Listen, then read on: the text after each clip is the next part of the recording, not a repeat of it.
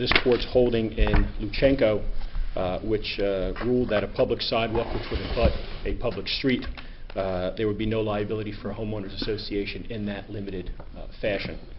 I suggest that the lower courts, both the trial court level and the appellate court level, expanded upon the Luchenko decision in a manner that was not expected. And in this case, I think the facts are relatively undisputed.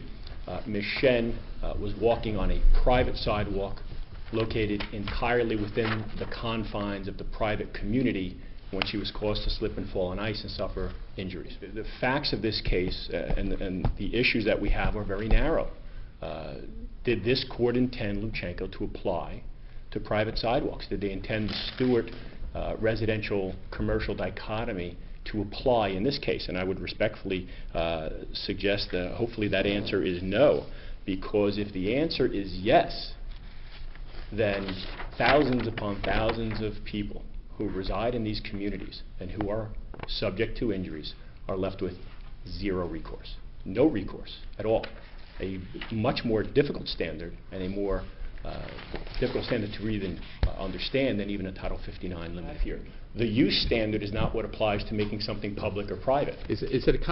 Are those walkways considered common elements? Absolutely. Okay, so you have support from a statute, don't you? Absolutely. 46(8)(b)(14) that says the association is responsible for the maintenance, repair, replacement, cleaning, and sanitation of the common element. That is correct, and it's undisputed. So is that where the appellate division may have gone wrong by equating this sidewalk with a public sidewalk merely because members of the public might walk on it? That's exactly where they went wrong. They focused on the use and not the ownership.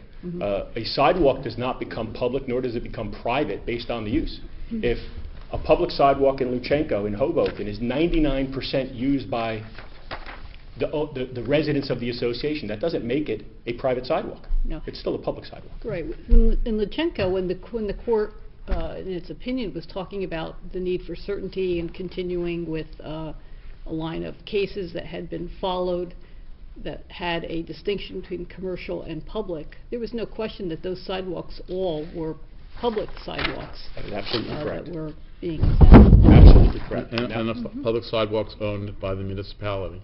Once again, that's the position we have taken from day one. Luchenko, the sidewalk was owned by Hoboken, correct? That is absolutely correct. Now, what duty of care is owed then by the HOA to people who are using their walkways? To stand the duty of reasonable care, and that's a question for the jury.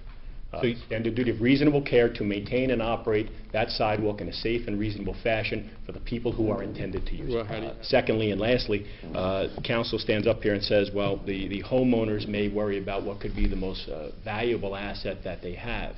And I suggest to this court that the most valuable asset a unit owner has, or the residents have, is their health. A unit owner and the residents of that property care more about their health than their property. There are recourses, there are catch valves here for claims such as this. There's insurance not only for the HOA, there's insurance through LMS, who was the snow removal company, which the Homeowners Association required to be named as an additional insured upon as well.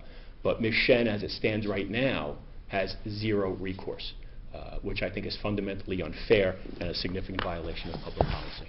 Thank you. Thank you, counsel. We'll take the matter under advisement. Court's in recess.